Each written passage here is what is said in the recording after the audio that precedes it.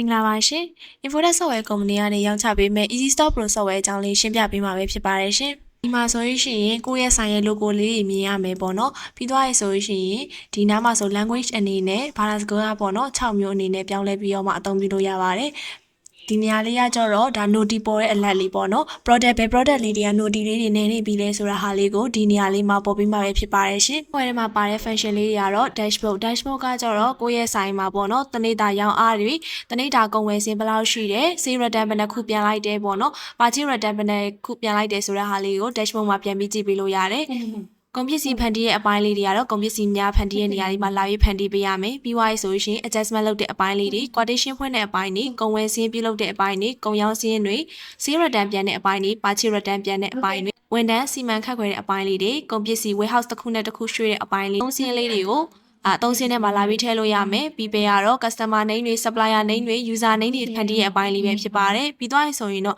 warehouse တိစောက်တဲ့အပိုင်းတွေကိုယ့်ရဲ့ voucher မှာပေါ်ခြင်းနဲ့ပေါ့နော်အချက်လက်တွေကို setting ပိုင်းလေးမှာလာပြီးပြုလုပ်ပေးလို့ရတယ်အစီရင်ခံစာတော့ကိုယ်အရှုံးမြတ်စင်းလေးတွေကိုအစီရင်ခံစာမှာလာပြီးကြည့်ပေးလို့ရပါတယ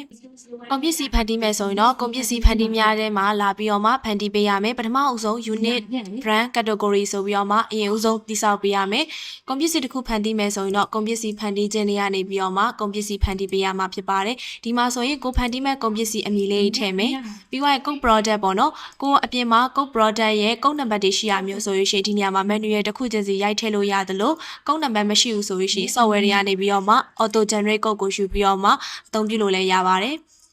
်ပြီးသွားပြီဆိုရင် category ဖန်တီးရဲ့အပိုင်းပေါ့နော်ခုနကကိုဖန်တီးခဲ့တဲ့ category လေးကိုဒီနေရာမှာရွေးချယ်ပေးရမယ်ပြီးသွားပြီဆိုရင်လည်း brand name လေးတွေကိုထည့်ခဲ့တယ်ပေါ့နော် brand name လေးတွေရွေးချယ်ပေးရမယ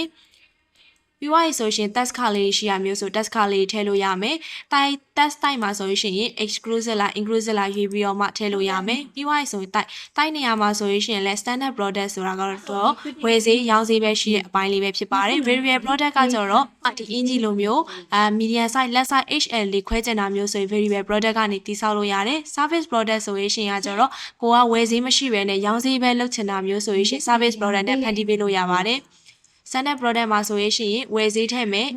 ပြီးသွားပြီဆိုရင်လက်ကားဈေးထည့်မယ်လက်လီဈေးထည့်မယ်ကုန်ပစ္စည်း unit PCS ဆိုရင် PCS ပေါ့နော်ရောင်းမယ်ဆိုရင်လည်း PCS နဲ့ရောင်းမယ်ဆိုရင် PCS ကုန်ဝယ်မယ်ဆိုရင်လည်း PCS နဲ့ဝယ်မယ်ဆိုရင် PCS နဲ့ဝယ်ရလေးရွေးချက်ပေးရမယ်ပြီးသွားပြီဆိုရင်ကိုကပေါ့နော်အလက်ဘလောက်နဲ့ပေါ့နော်ကိုအလက်ပြစေချင်တာလဲဆိုရင်အလက် quantity နေရာမှာရွေးချက်ပေးရမယ် expire date တွေရှိရဆိုရင် expire date တွေရွေးချက်ပေးလို့ရတယ်ပြီးသွားဆိုရင်လည်းကိုအလက်ဘယ်နှလအလိုမှာအလက်ပြစီချင်တာလဲဆိုတာကိုအလက်မှန်လေးမှာကိုရွေးချယ်ပေးရမယ်ပြီးရင်သိမ့်မီဆိုအောင်နှိပ်ပြီးတော့မှပေါ့နော်ကုန်ပစ္စည်းတစ်ခုဖန်တီးပေးလို့ရပါတယ်ရှင်နောက်ငါဖန်တီးခဲ့တဲ့ကုန်ပစ္စည်းတွေအကုန်လုံးကဒီကုန်ပစ္စည်းအားလုံးထဲမှာပြန်ပြီးကြည့်ပေးလို့ရပါတယ်ကိုကပေါ့နော်ဒီ sales stock လေးတွေကကုံအားလို့အဝယ်ပြန်သွင်းမယ်ဆိုရင်တော့ဒီကုံဝယ်စင်းလေးကနေပြီးတော့မှ supplier လေးရွေးပြီးတော့မှကိုတောင်လေးဘယ်ကိုတောင်လေးကိုထည့်မှာလဲဆိုပြီးတော့မှအဝယ်လေးသွင်းပေးရမယ်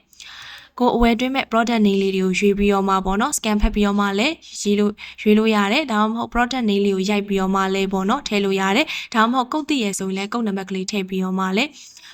အဝယ်စင်းသွင်းလို့ရပါတယ်။ပိုင်းလေးကတော့ကို voucher မှာပေါ်ခြင်းနဲ့ setting တွေအကုန်လုံးကိုဒီ system setting လေးရနေပြီးတော့မှထည့်ပေးရမှာဖြစ်ပါတယ်။ကိုသုံးမှာပေါ့နော်ကိုရဲ့ငွေကြေးလေးထည့်ပေးရမယ်။ကိုကကျပ်နဲ့သုံးပါလားဒေါ်လာနဲ့သုံးပါလားဆိုတဲ့ဟာလေးကိုဒီနေရာမှာရွေးချယ်ပေးရမယ်။ပြီးသွားပြီဆိုရင်ကိုရဲ့စေးဆိုင်နာမည်လေးတွေထည့်ပေးရမယ်။ကိုရဲ့ voucher မှာဘာလေးတွေပေါ်စီချင်တာလ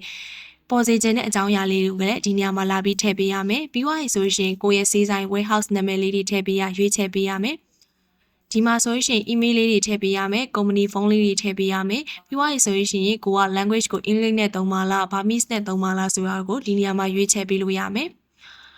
ပြီးသွားပြီဆိုရင်ကိုရဲ့ပေါ့နော်ဒီစေးစာရဲ့ logo လေးတွေရှိရဆိုရင်လည်းဒီနေရာလေး choose file လေးကနေပြီးတော့မှ logo လေးရွေးပြီးတော့မှထည့်ပေးလို့ရမှာပဲဖြစ်ပါတယ်ဒီ default customer နေရာမှာ customer ကိုရွေးခဲ့မယ်ဆိုရင်ကိုရောင်းချတဲ့နေရာလေးမှာ customer name ကိုမထည့်ဘဲနဲ့ customer ကိုရွေးပြီးတော့မှလည်းရောင်းချပေးလို့ရပါတယ်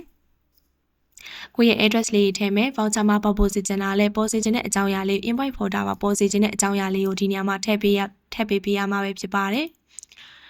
ခုနကငါထည့်ခဲ့ပြီးအကြောင်းအရာလေးတွေ setting လေးတွေကိုကိုကပေါ့နော်ပိတ်ထားချင်တာမျိုးဆိုရင် POS setting လေးကနေပြီးတော့မှပိတ်လို့ရမယ်ဒီနေရာမှာဆိုရင်voucher ကကိုကြိုက်တဲ့100ထုတ်လို့ရတယ်ပေါ့နော် 80mm နဲ့လည်းထုတ်လို့ရတယ် A4 နဲ့လည်းထုတ်လို့ရတယ် A5 နဲ့လည်းထုတ်လို့ရတယ်ကိုက invoice site ကိုရွေးမယ်ဆိုရင်တော့ဒီ POS setting ကနေပြီးတော့မှ invoice site လေးကိုလိုက်ရွေးပေးရမှာပဲဖြစ်ပါတယ် logo ပေါ်ကျင်တာမျိုးဆိုလို့ရှိရင်ဒီနေရာလေးကိုဖွင့်ထားပေးခဲ့လို့ရတယ်အကယ်၍ logo မပေါ်ကျင်ဘူးဆိုလို့ရှိရင်ဒီနေရာလေးကနေပြီးတော့မှပိတ်ထားပေးခဲ့လို့ရတယ်ဒီမှာဆိုလို့ရှိရင်လည်းခုနကထည့်ခဲ့တဲ့ system setting မှာထည့်ခဲ့တဲ့အကြောင်းအရာလေးတွေကိုကိုကမကြိုက်ဘူးမထည့်ချင်တာမျိုးဆိုလို့ရှိရင်တော့ဒီနေရာလေးကနေပြီးတော့မှပိတ်ထားခဲ့လို့ရတယ်ဖုန်းနံပါတ်မပေါ်ချင်တာမျိုး address မပေါ်ချင်တာမျိုး email မပေါ်ချင်တာမျိုး tax discount တွေမပေါ်ချင်တာမျိုးဆိုလို့ရှိရင်ဒီနေရာလေးကနေပိတ်ထားပေးရမှာပဲဖြစ်ပါတယ်ရှင်ဒီအပိုင်းလေးကတော့ POS နဲ့ရောင်းချတဲ့အပိုင်းလေးပဲဖြစ်ပါတယ်လက်ငင်းရောင်းတဲ့အပိုင်းလေးပေါ့နော်ဒီမှာဆိုရင် customer လေးတွေနေနေရွေးမယ်အကယ်၍ကိုက customer နေတီလို့ customer နေလေးထည့်ချင်တာမျိုးဆိုရင်လူပုံလေးကိုရွေးပြီးတော့မှ customer ပေါ့နော်နေလေးတွေထည့်ပြီးတော့မှတိတ်မီကိုနေပြီးတော့မှရွေးချယ်ပေးလို့ရပါတယ်ဒီ price tag လေးမှာပေါ့နော်ကိုရောင်းမယ် tag လေးကိုရွေးချယ်ပြီးတော့မှရောင်းချပေးရမယ်ကိုကလက်လီရောင်းမယ်ဆိုရင် retail price ကိုရွေးပြီးတော့မှရောင်းချပေးလို့ရမယ်လက်ကရောင်းမယ်ဆိုရင် wholesale price ကိုရွေးပြီးတော့မှရောင်းချပေးရမယ်ပြီးတော့ဆိုရင်ဒီမှာဆိုရင်လက်လီစကားစီဆိုပြီးတော့မှပေါ်ထားပေးမှာပဲဖြစ်ပါတယ်ကိုကြိုက်နေတဲ့ဟာတွေကိုရွေးချယ်ပြီးတော့မှဒီနေရာလေးကနေပြီးတော့မှလည်းသွားပြီးရွေးချယ်ပြီးလို့ရတယ်လို့ဒီကနေပြီးတော့မှ scan ဖတ်ပြီးတော့မှလည်းရောင်းချလို့ရတယ်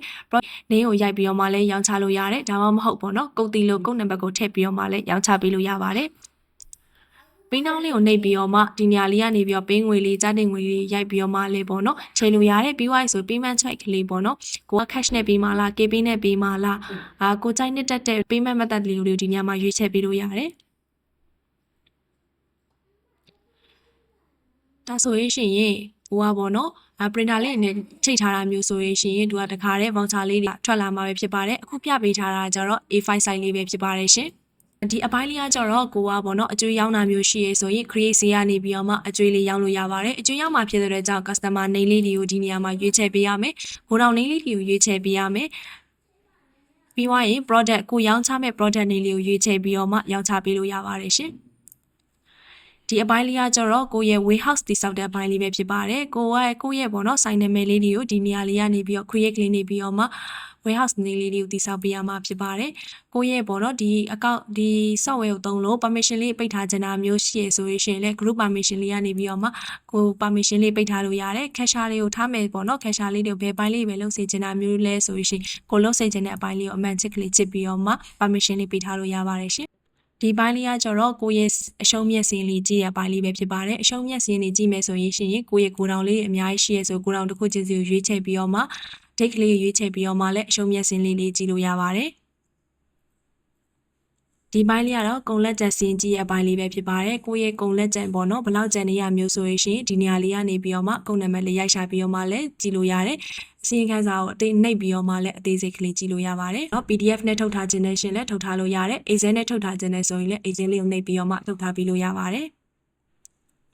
အစီရင်ခံစာမှာဆိုရင်ကုန်ပစ္စည်းအစီရင်ခံစာတွေကုန်ရောင်းစင်းအစီရင်ခံစာတွေကုန်ဝယ်စင်းအစီရင်ခံစာတွေကိုအကုန်လုံးကြည့်လို့ရမှာပဲဖြစ်ပါတယ်ခုရှင်းပြပေးကြရတော့ Easy Store Pro software အကြောင်းလေးပဲဖြစ်ပါတယ်အသေးစိတ်သိချင်တာမျိုးဆိုရင် Messenger လေးကနေပဲဖြစ်ဖြစ် Viber ကနေပဲဖြစ်ဖြစ်အသေးစိတ်မေးမြန်းလို့ရပါတယ်ရှင်အားလုံးကိုကျေးဇူးတင်ပါတယ်ရှင်